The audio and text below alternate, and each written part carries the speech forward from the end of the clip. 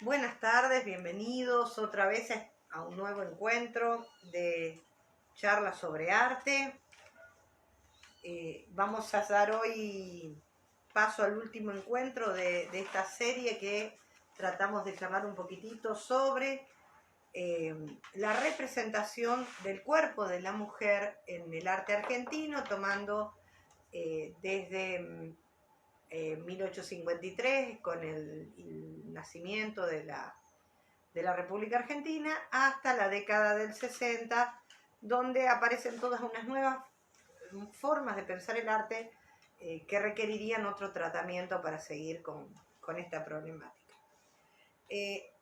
Les recuerdo, como todos los encuentros, que pueden hacer a través de Facebook, abajo del video, todas las preguntas, las dudas, los comentarios que tengan, y después de la clase los charlamos. Por otro lado, también les recuerdo que seguimos con las actividades del espacio, que más o menos ya les vengo contando habitualmente, la entrega de tapabocas y alcohol en gel, los tapabocas de manera gratuita, el alcohol en gel a la gorra. Si no conseguís, si no lo podés comprar, vení con tu envase y lo recargás. Y por otro lado también tenemos este sábado un encuentro de cocina, que va a haber una pasta rellena muy rica para preparar ahora que viene el frío, así que hay que aprovecharla.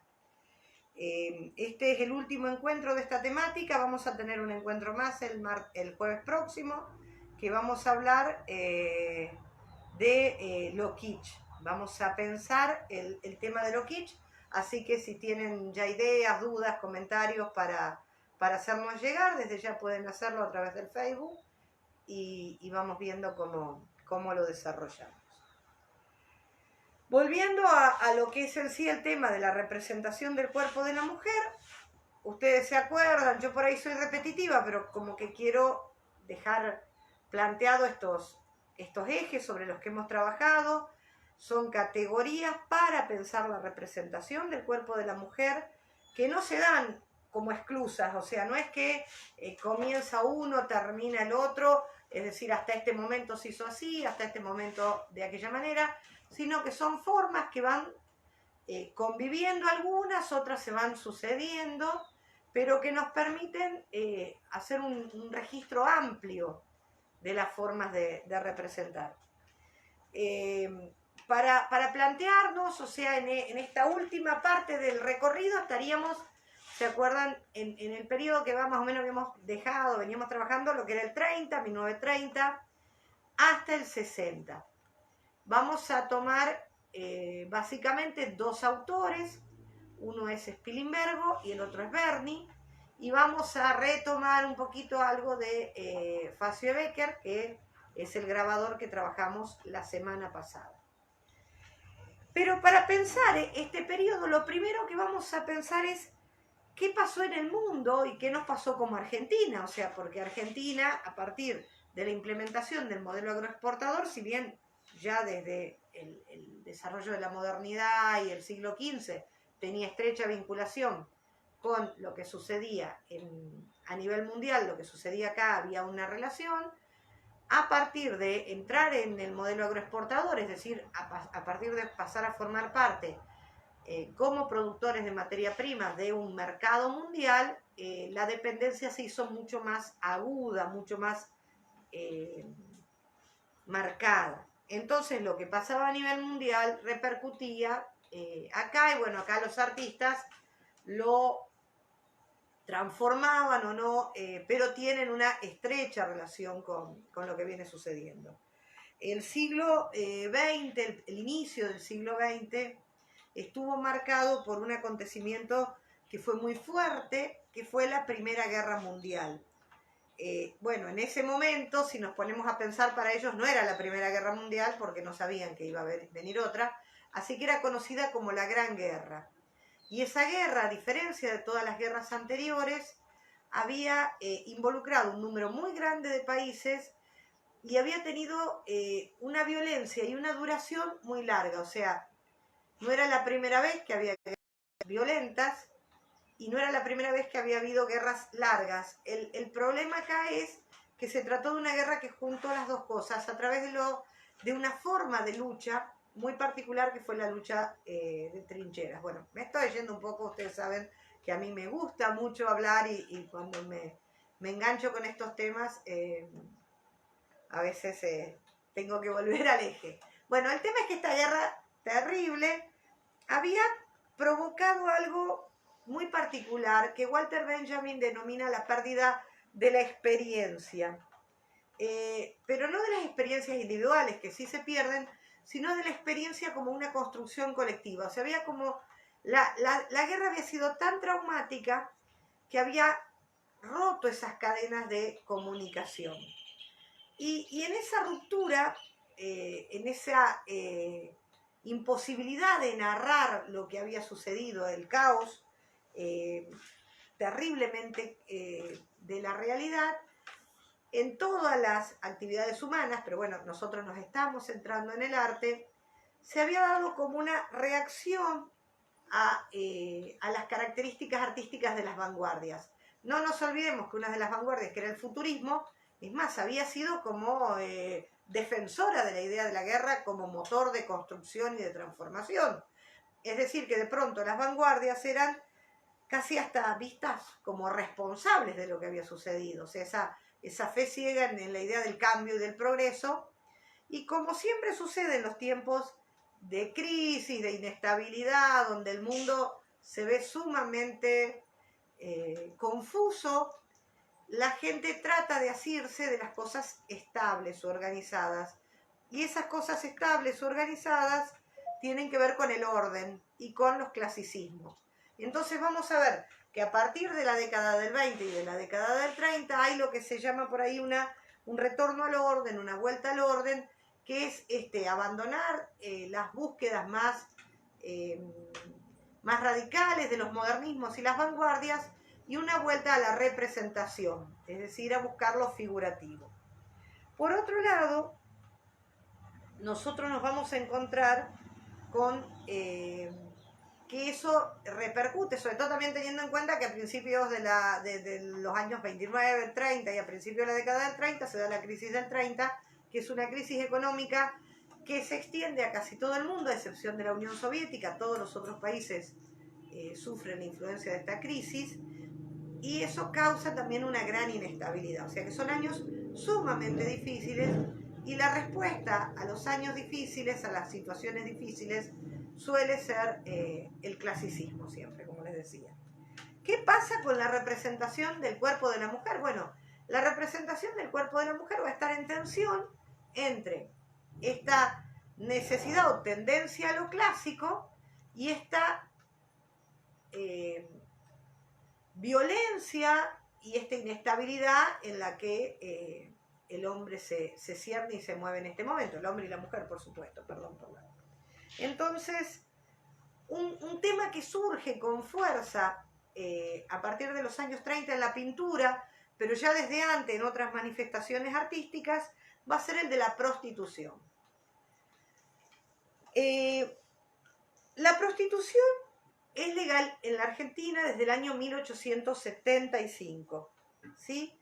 Se ve como algo sanitario o necesario, pero no se piensa con una estructura de libertad de última de la mujer de decidir, sino que termina siendo una cuestión claramente de trata de personas, porque el nombre mismo con el que se designa es trata de blanca.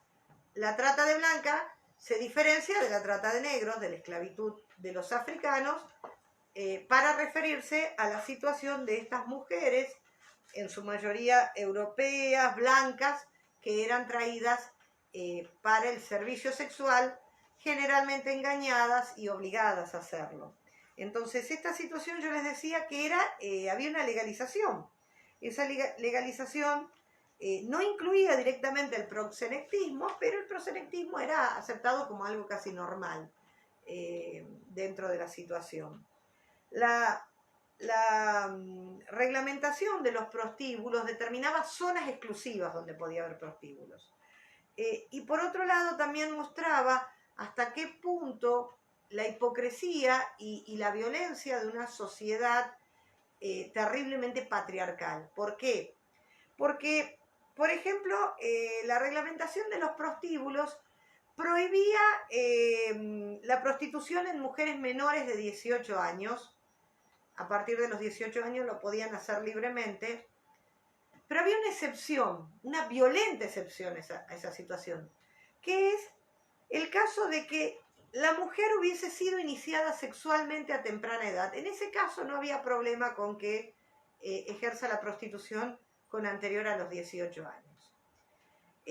Para entender la violencia de esta situación, pensemos que una mujer no se podía casar, decidir casarse sin autorización antes de los 22 años.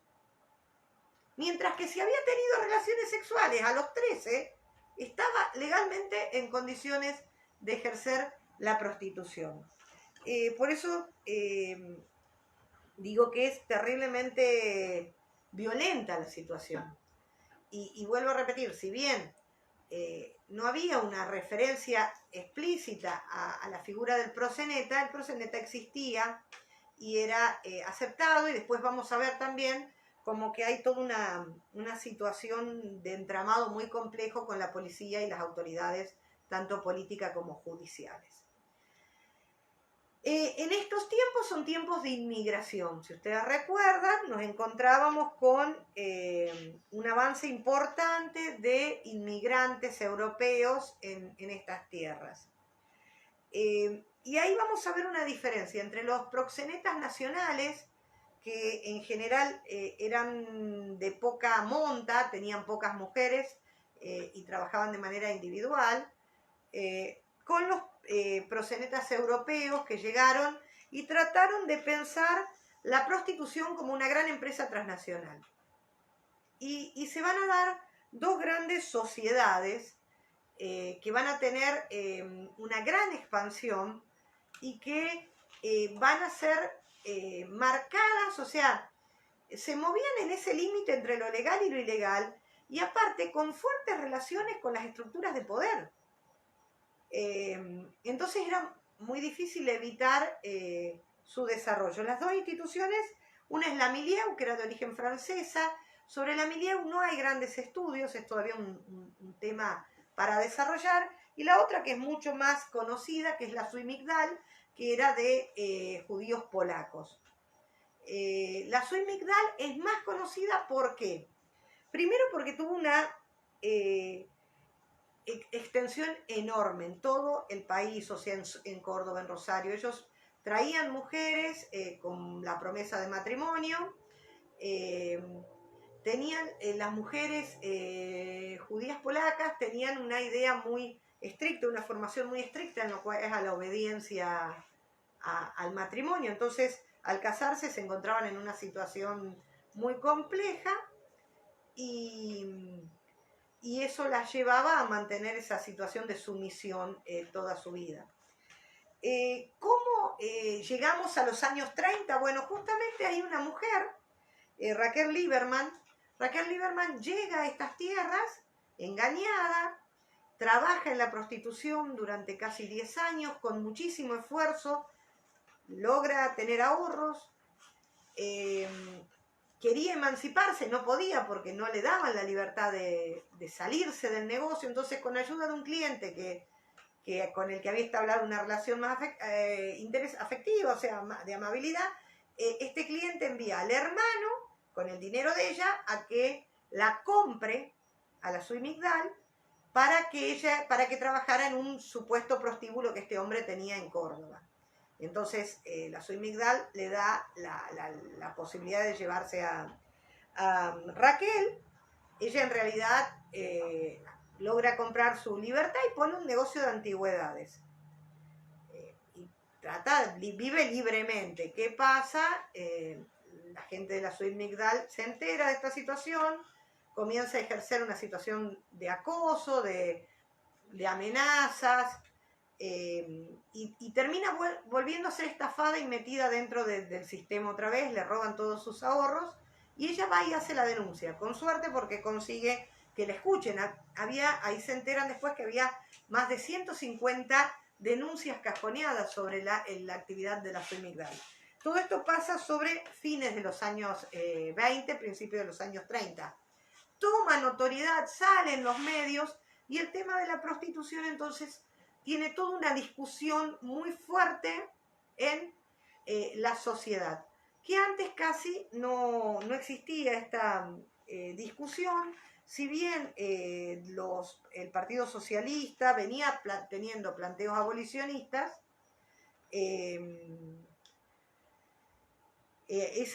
no tenía una respuesta social esos planteos abolicionistas. ¿Qué pasa entonces? Con esta situación de la Soy Migdal se logran avanzar con los planteos abolicionistas, se cierran los prostíbulos en la ciudad de Buenos Aires, porque la legislación era por ciudad, eran los municipios quienes autorizaban. Y si se ponen a ver, en Rafaela estaban autorizados los prostíbulos también.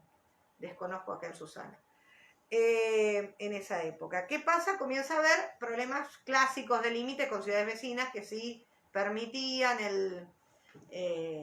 la instalación de prostíbulos, y bueno, ahí hubo toda una situación confusa, pero para el año 1936 se prohíben en toda la nación.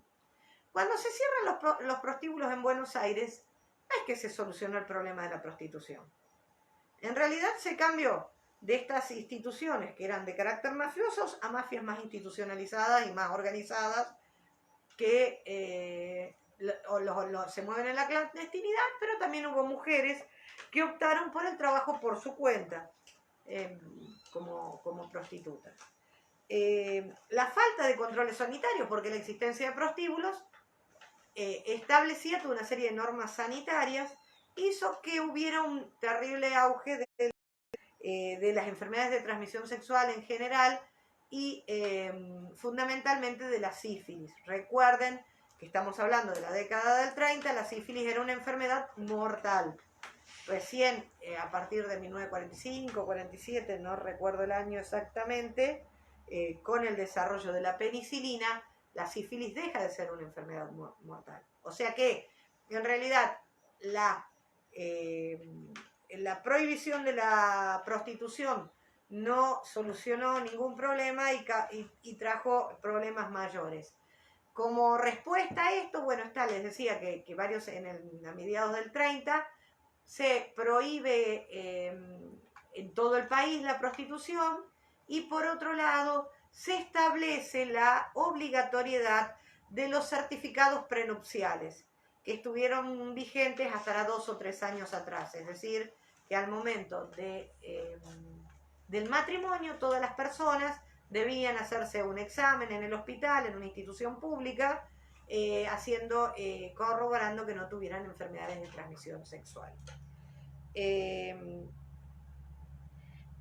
Esto trae toda esta situación que, como les decía, cobra notoriedad, cobra visibilidad a través de estas denuncias que plantea en su momento Raquel Lieberman, que es muy valiente al enfrentar una estructura de poder, realmente una vida terrible, pobre mujer, lleva a que en todo este proceso se estableciera una serie de discursos sobre las putas.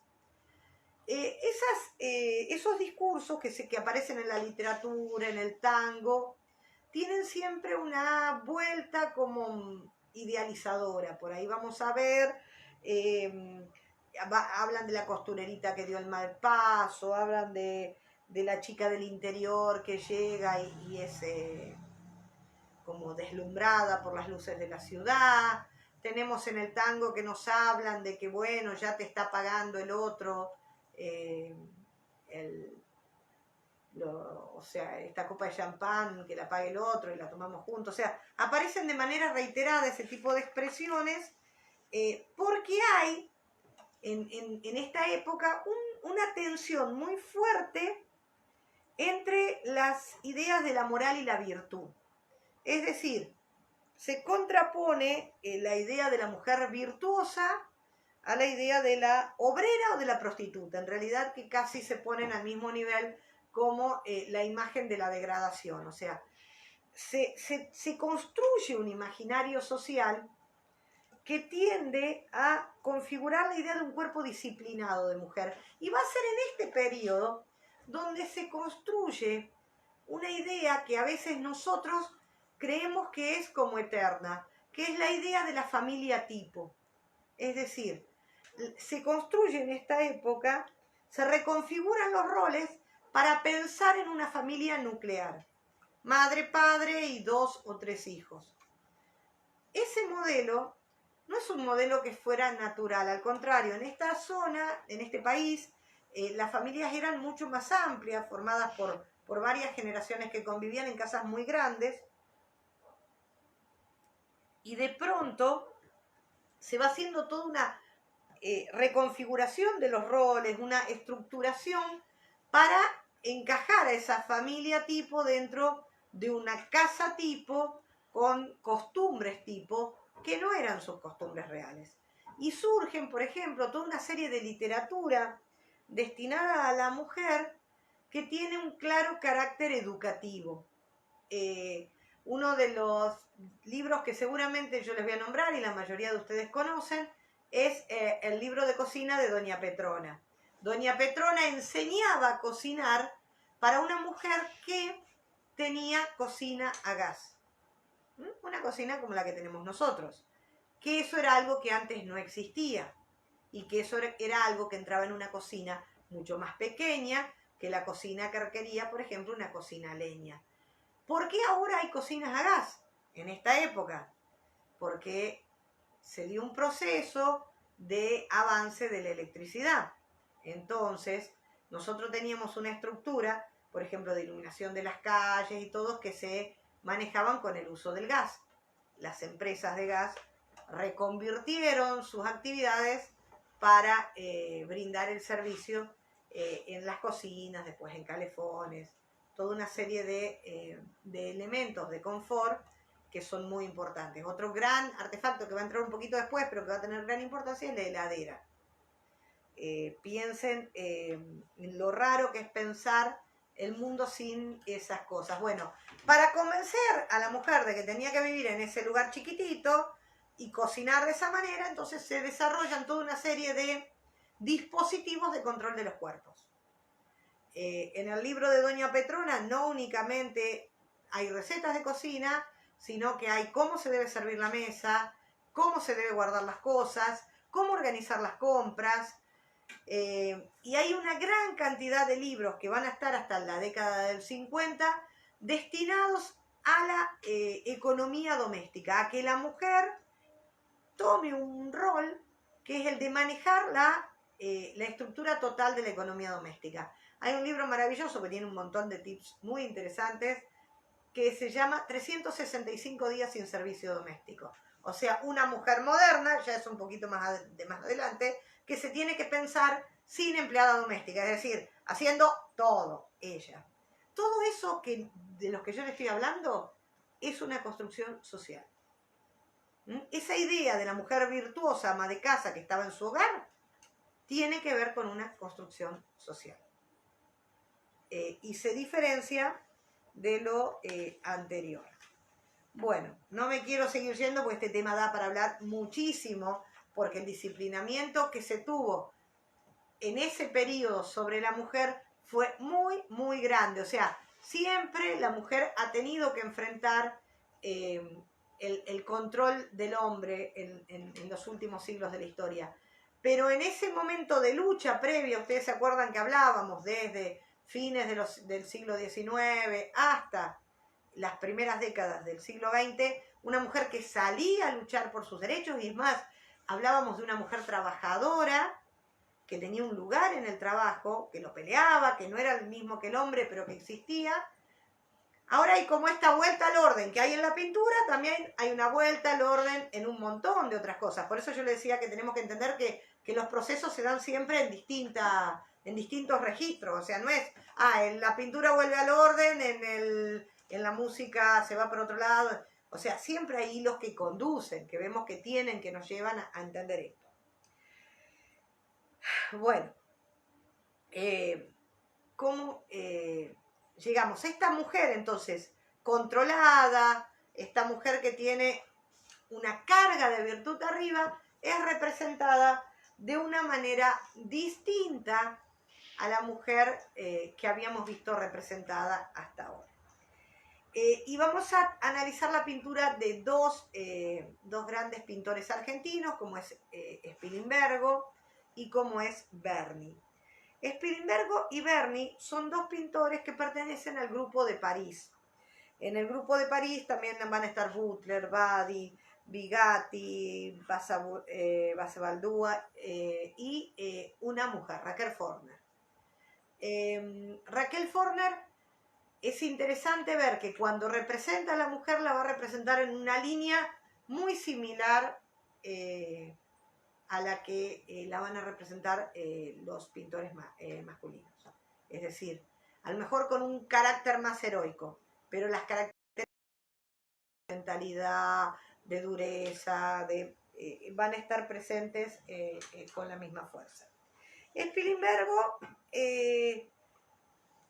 yo les decía, bueno, acá hay una cosa que quiero señalar sobre lo que hablábamos la clase pasada. La clase pasada yo les había hablado de los pintores del pueblo y de Facio e. Becker.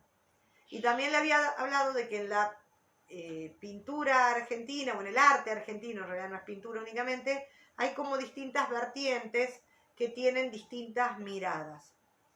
En el caso de los artistas del pueblo, ustedes se acuerdan que yo les comentaba que tenían ideas de más bien anarquistas o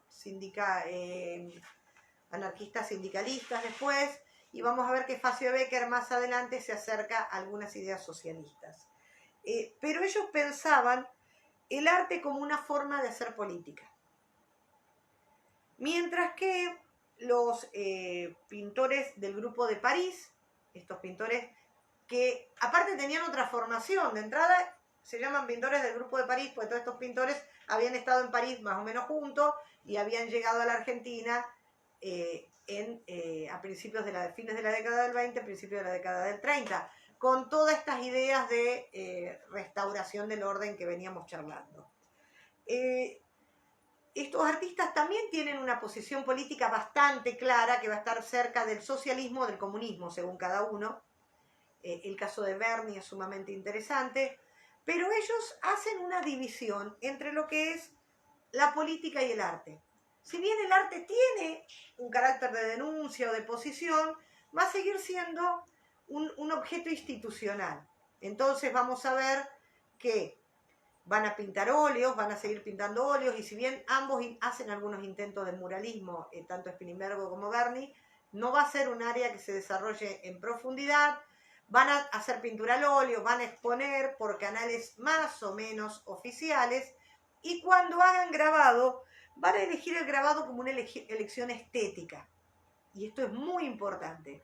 Mientras que cuando los artistas del pueblo, y después ya fuera de los artistas del pueblo, trabajando en proyectos como el que analizamos la clase pasada de Calle Corriente, de Facio e. Becker, vamos a ver que son para salir a la calle. Por eso la obra de Facio e. Becker no está firmada, no está... los grabados suelen tener una numeración. La institución del arte dice si haces grabado. Ellos trabajaban con otra lógica. Entonces, ahora después vamos a hablar un poquito de los grabados, pero primero vamos a hablar de la pintura de Spilimbergo,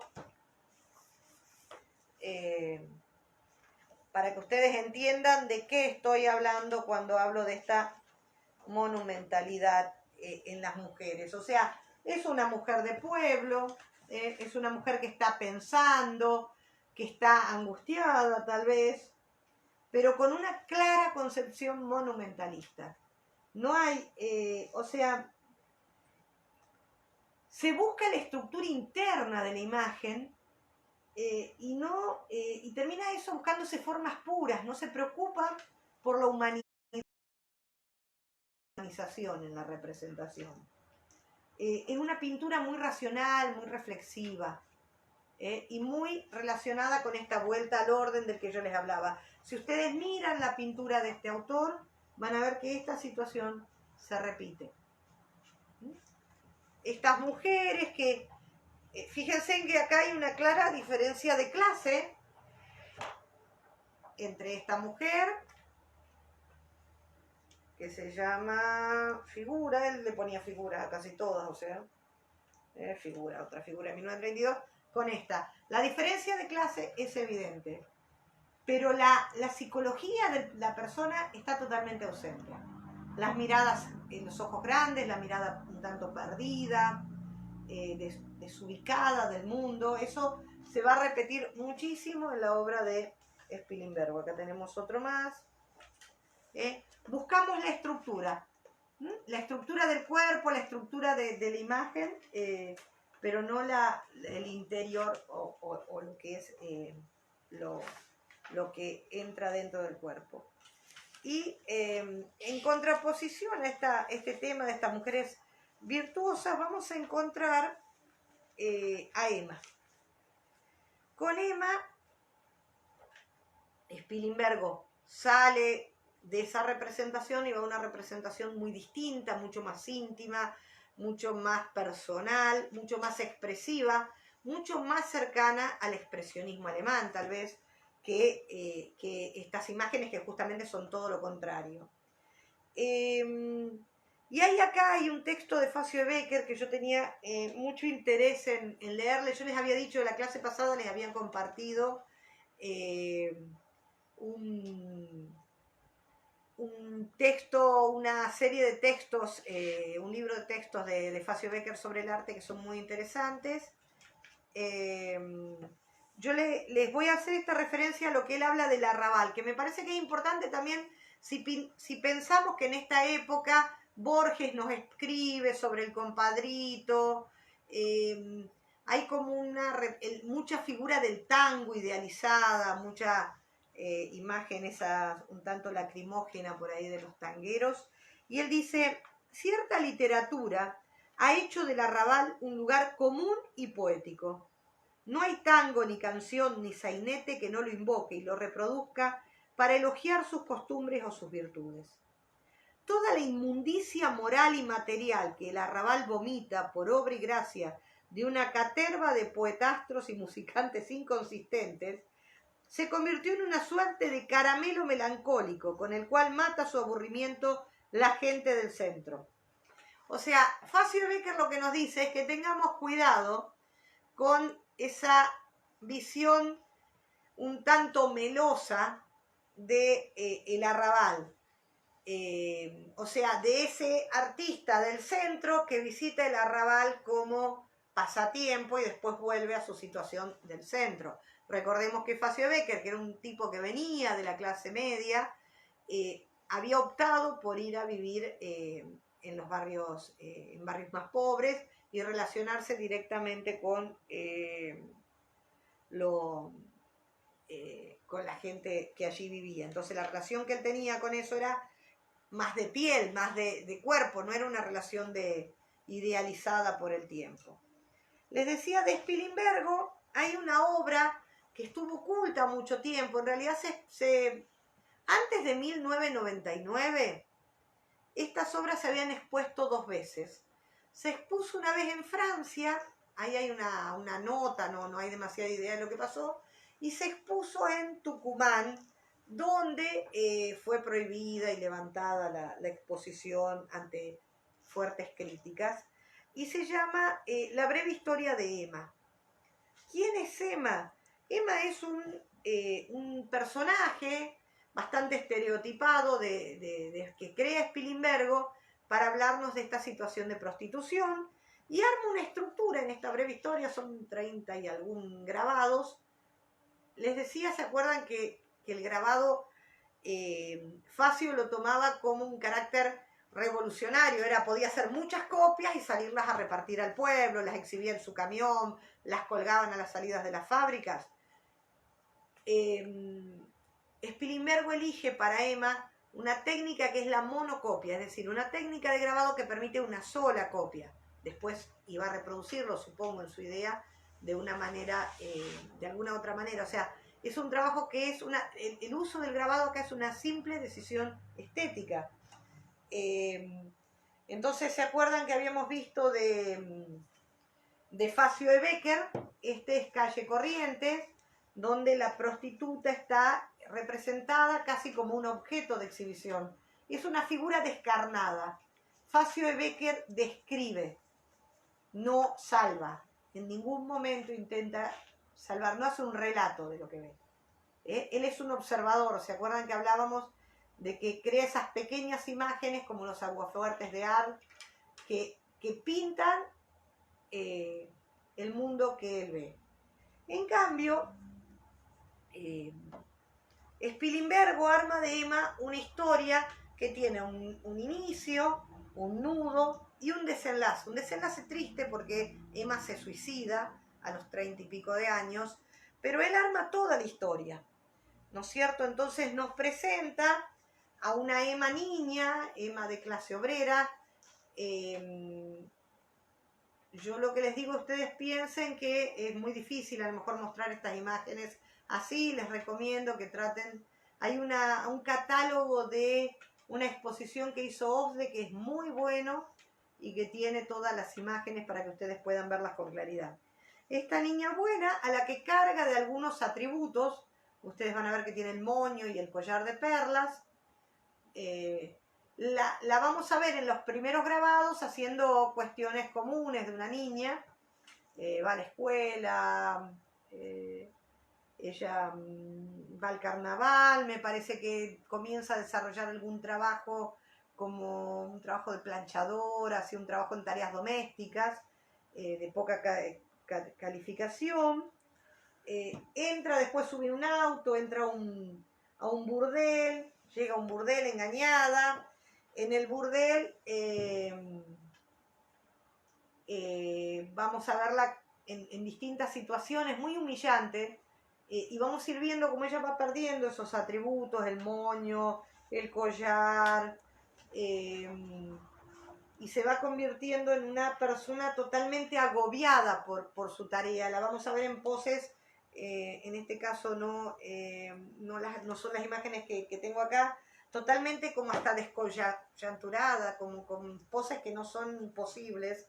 En esta la vemos desnuda, mostrada totalmente, o sea, su vulva al aire y en una situación de total frustración o dolor o tristeza. Emma no puede sobrellevar la degradación a la que ha caído.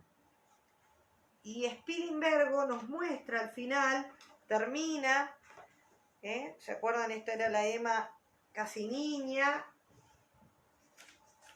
a la Emma de 30 años, ustedes vean que vuelve a repetir el collar, el moño, pero el tiempo que ha pasado es irreversible. Y cuando Emma se suicida en este relato de Spilimbergo, que juega un poco con lo real o no, ella escribe: siempre fui buena, no soy yo la culpable. Es decir, esa idea de redención, digamos, la muerte para Emma es casi un deseo de redención. Es un ciclo, una historia que comienza, que termina en la búsqueda de eso que tenía ella al principio, de esa inocencia o de esa bondad que ella tenía al principio. Entonces, el relato de Emma juega mucho con esa idea de ese paso por ahí de Estercita Milonguita, de esa mujer que dio el mal paso, en este caso no una costurera, pero que no puede salir de ahí.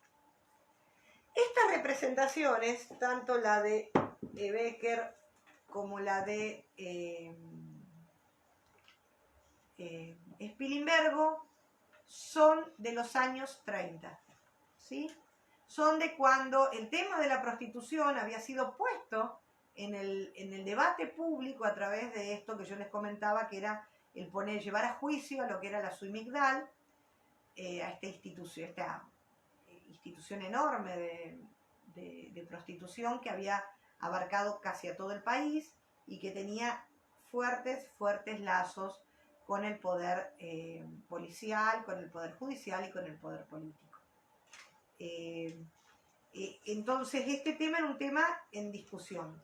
Vamos a ver que Spilimbergo no lo muestra, lo realiza como proyecto, pero no lo muestra, mientras que Becker no, Becker sale a la calle a mostrar que esto está pasando. ¿Se acuerda que nosotros habíamos visto también que el tema de la prostitución la trataba otro pintor, que es Thibon de Livian, que planteaba mucho el tema de esa mujer joven que es entregada, y la figura tanto de la entregadora como la del burgués, que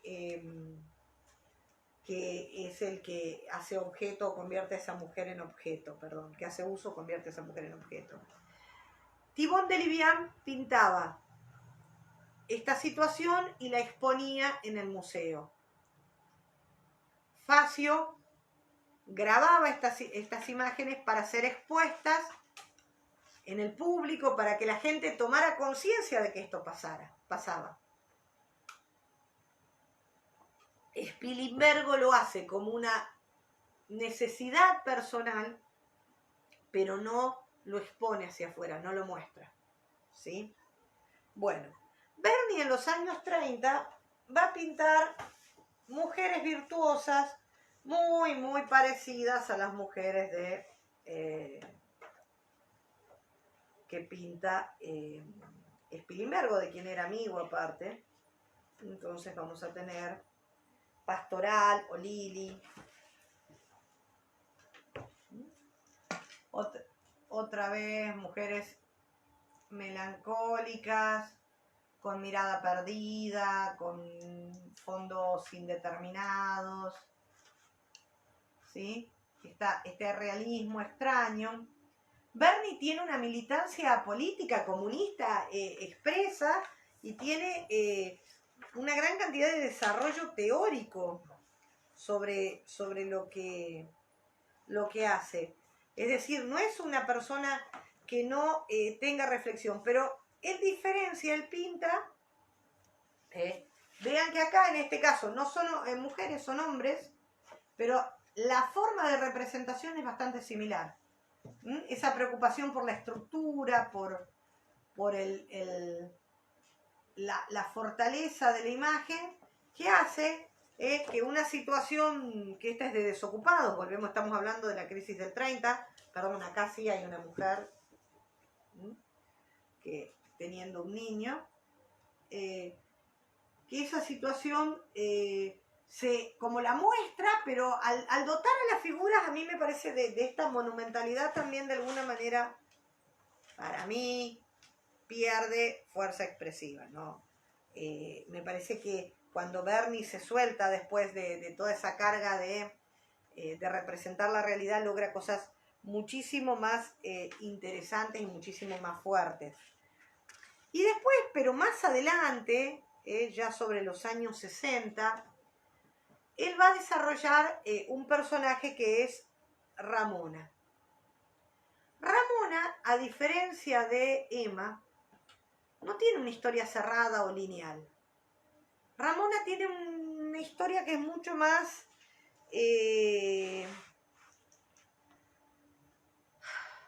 como libre, y le permite a Berni hablar muchísimo de la realidad. Es más, en un momento nos presenta a los amigos de Ramona, y son unas obras muy interesantes, porque ahí aparecen curas, generales.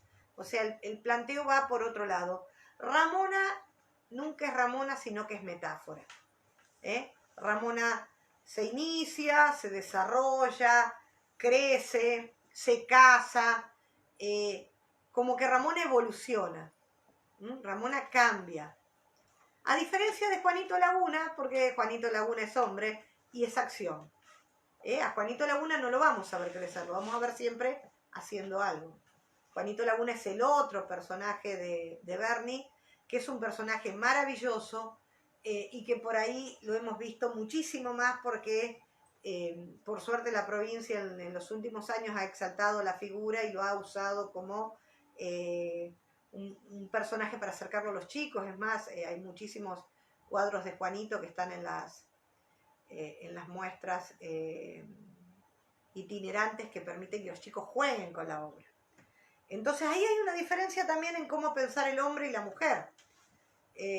Berni es un conocedor de la prostitución desde los años 30. Es más, él realizó una serie de fotografías en prostíbulos, aparte por ser persona que vivía en esa época, en la época que eran legales, y después cuando se prohíben, pero en la época que eran legales la gente iba a los prostíbulos, era como salida, una salida posible en un Rosario de principios de siglo, donde se encontraban los hombres para tomar algo y bueno, hacer uso o no de los servicios sexuales de la mujer en general. Eso dice él por ahí en algún escrito, pero bueno, no sé, me parece que si iban al prostíbulo creo que deben haber tomado más que alguna copa.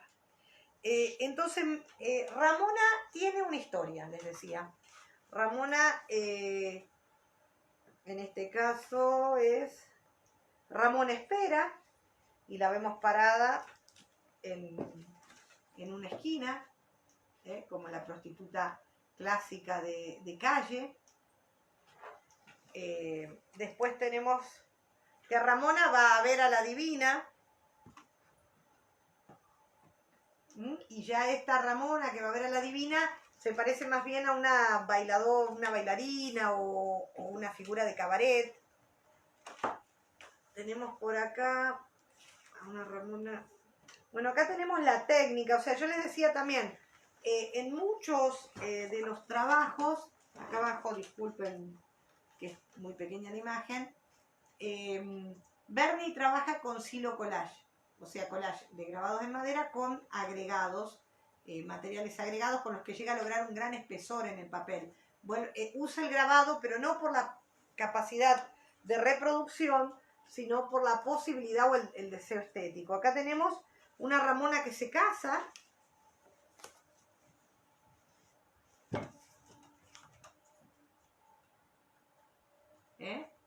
Una Ramona formal en un matrimonio, vestida de blanco. Acá tenemos una Ramona bailarina. En algún momento tenemos algunas Ramonas que van a España, o sea, Ramona no es una historia lineal o real. No es la Emma de Spilimbergo que entra al prostíbulo y tiene esa vida terrible, dramática y termina suicidándose. Ramona juega con los intersticios de la realidad y le va permitiendo a Berni hablar de un montón de cosas que a él le interesan en lo particular. En algún momento, él habla mucho aparte sobre Ramona, si buscan los textos de él van a ver muchísimas referencias a Ramona.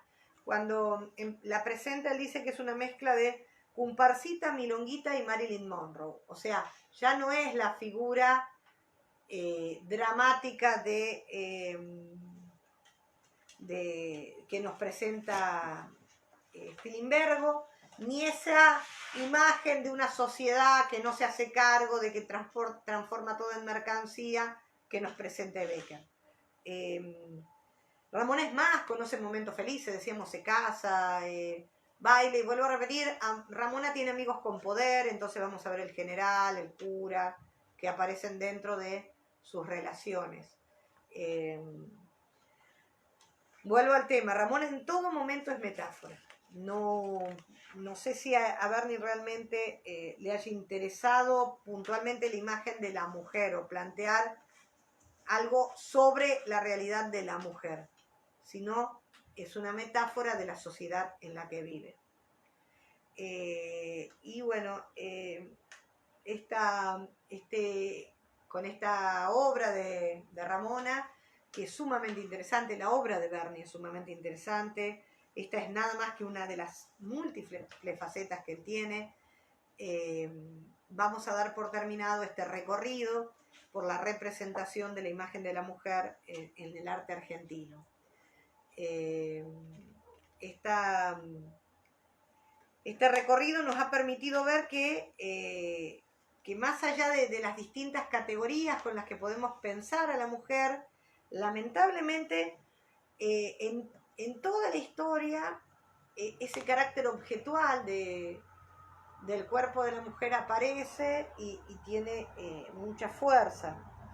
Y como les decía antes, cuando la mujer representa a la mujer, no termina de poder escaparse de esa realidad, porque es una construcción de los imaginarios sociales. Les recuerdo, estas categorías que yo nombré son nada más que ideas para poder pensar, porque no podemos pensar en el aire, ¿eh? O sea, esa mujer que es mirada va a aparecer reiteradamente, lamentablemente, en el arte argentino casi hasta la actualidad. O sea, ahora es menos común porque las características de producción artística son distintas, pero cuando por ahí aparece algún desnudo, encontramos algún artista que trabaja desnudos, aparece otra vez. Ese hombre que mira, que es ponerse en juego, el hombre, el pintor, cuestionarse qué está pasando, es una figura sumamente interesante que por ahí se relaciona mucho con la mujer para ser mirada. Si la mujer está ahí para ser mirada, ¿qué pasa con el que mira? Pero bueno, a veces la hipocresía nos lleva a sacarlo totalmente. Y cuando pensamos en las nuevas miradas y en la crítica social, vamos a ver que también aparece ese tema como de cierta objetualidad, y bueno, y la búsqueda de lo nacional. ¿Se acuerdan que habíamos pensado la figura de Centurión o de Guido a través de las raíces más indígenas en la construcción de la nación? Otra vez, la mujer usada para hablar de la construcción de la nación.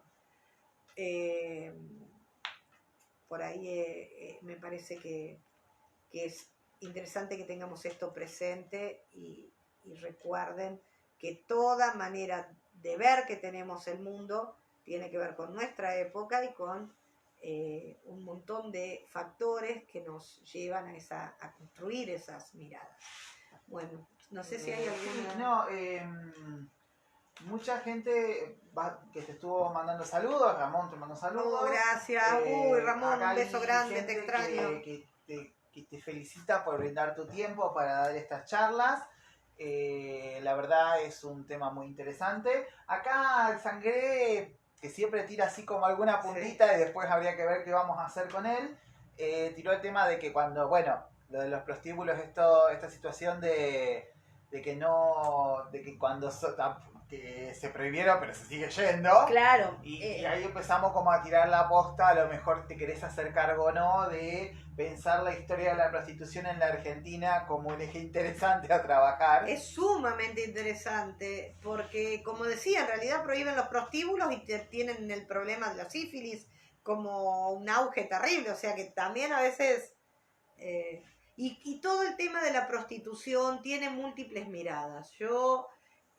las miradas abolicionistas, que me parecen sumamente respetables y en muchos planteos yo las adhiero, pero también he conocido mujeres que defienden el ejercicio de la prostitución como forma de trabajo, y yo no sé ahí tampoco, ¿me entendés? Cómo a veces nos prostituimos de tantas maneras y de tantas formas que es muy complejo pensar o tomar una conclusión.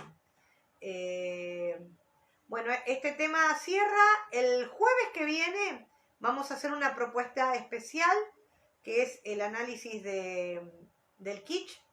Vamos a pensar un poco lo kitsch con Franco.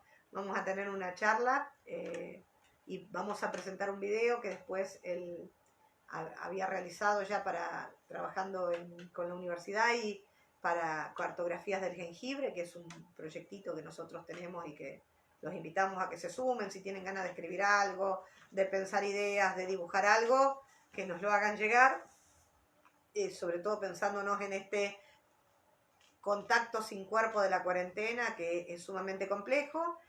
Va a haber un interreño después, en un tiempito que no vamos a estar haciendo estos, y hay una propuesta que tenemos ahí con Guillermo que quiero ver si le podemos dar forma. Sí, ya me acaba de mandar en los comentarios, dice que ahí nos mandó disparadores para la investigación sobre barroco, o sea, él bueno, ya está trabajando. ¿Qué es pensar el barroco? Pero tenemos ahí dos temas, tenemos que ver cómo lo resolvemos técnicamente para poder tener una charla que pueda incluir a más personas para exponer, porque me parece que eso la enriquecería muchísimo.